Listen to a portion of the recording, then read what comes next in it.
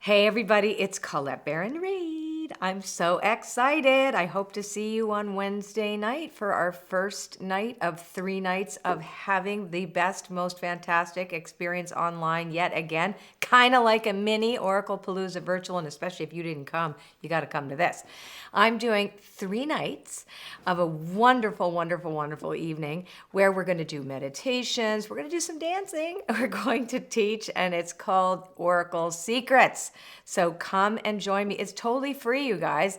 Wednesday, September 16th. Friday, September 18th, and Monday, the 21st of September, all at 7 p.m. Eastern Standard Time. So whatever that means in your time zone, I know in the West Coast in Canada and the US, it would be 4 p.m. And then overseas, I think it's midnight. But hey, you want to hang with me and, late at night? Why not? We're going to have so much fun. And it's not like all night. It's just a couple hours. We're going to hang out and we're going to really, really dive into some great teaching. Like I said, beautiful meditations, and we'll have some fun too.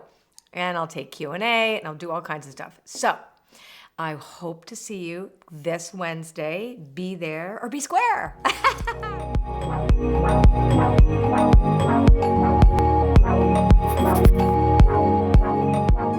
Okay, let's get to the reading, all right? So let's look at this week's reading.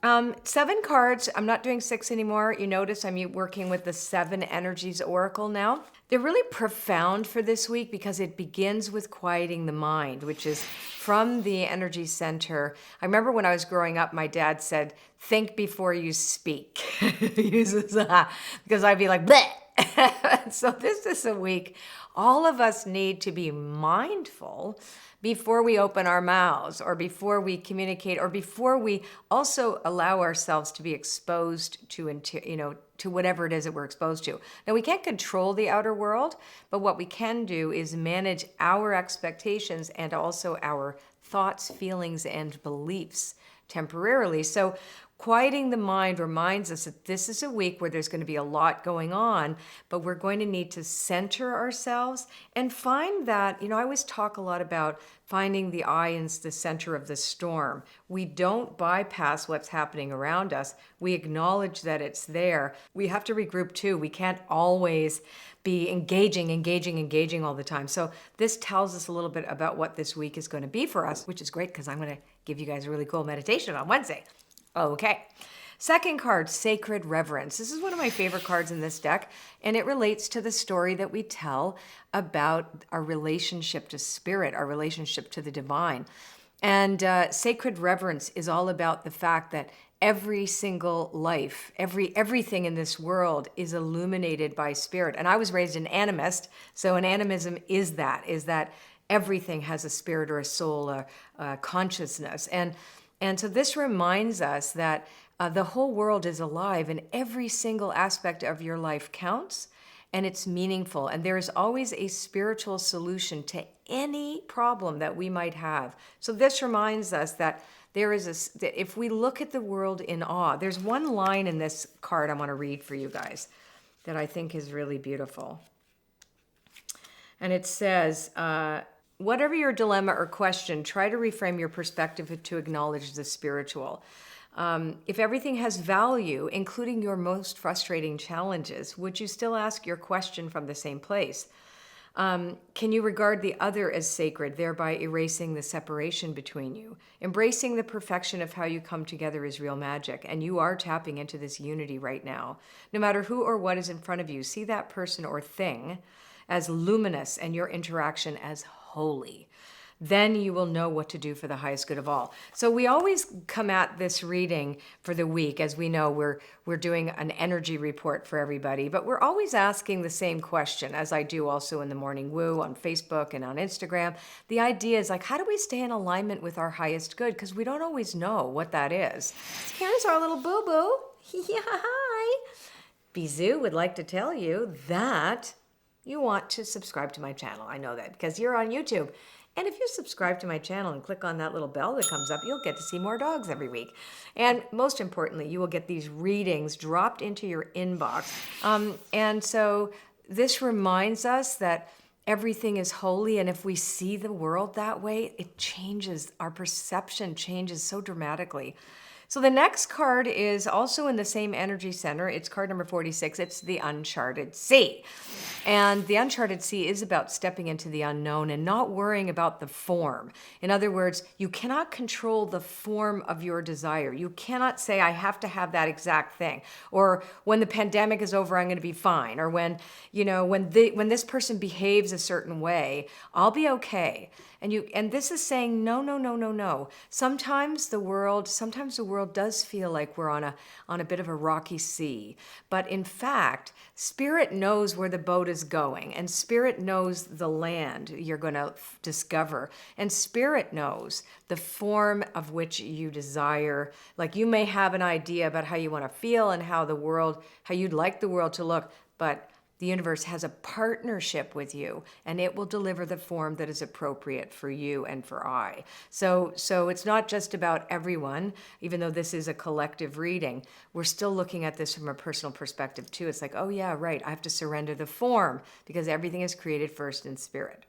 So now we have card number 4, which is from the third energy center, which is the story that we tell about our identity, who we are as a unique individual, but also who we are in terms of other people. So Waking the Lion is about boldness and courage. It's asking us to be brave. So even though we don't really know the form of how the week is going to go, this is particularly true for me because we're trying something new yet again, inviting y'all to it. But it really is saying, hey, you can be vulnerable and brave at the same time, and that's what's required for you right now, and really trusting you know who you are.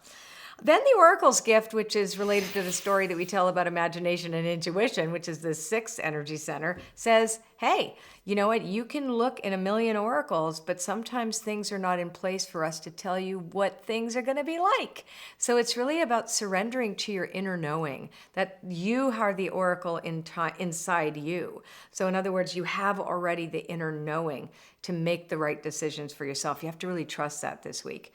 A higher view is also from the same energy center. A higher view is asking us all to engage, and that's card number 6, engage ourselves from a place of neutral observation. But the neutrality, it doesn't mean that we ignore or deny. It means that we don't take anything personally. So rather than imagine that everything is happening to us and realizing it's happening for all of us and for ourselves, and it's like wait a sec, because we go back to sacred reverence, right? The 2nd card and the 6th card have a relationship. So we go, right. I need to get on my bird. And I need to look at, oh, what else is there? Aha, I'm really not trapped here where I think I am. I really can see a different solution or see what is possible for me, because it reminds us that there are more. If you only see your world that is suction cupped on the end of your nose, like, right, vacuum sealed, right at the end of your mask these days, you won't see other possible solutions to what's ever in front of you. So you have to really detach a little bit, still be present, but have a detached perspective so you can make better decisions. And last but not least, if you follow along, card number 7 is in perfect harmony. Isn't that what we want? We want to be in harmony. That is what being in alignment means, in coherence. That's what we're looking to be and to do and to feel. And we can't do that if we're running around with with little chickens with our head cut off. That's a funny saying. I don't know where do we get that saying from? How about just running around aimlessly or like afraid or whatever? We have to really go back to that first card, which is quieting the mind. Remember, your meditation practice this week is going to be tantamount to how you experience things. All right, hopefully I'm going to see you this Wednesday night for a couple of hours of fun and teaching, because it's all about Oracle card secrets. Hi, everybody. If you like this video, share it with your friends and share my little puppy dog, Bizou. Yes. Share it with your friends. Like my page and like the video. There's a lot to do, lots of liking. And leave us a comment. We love to read them. Right, boo-boo? And I hope to see you on Wednesday.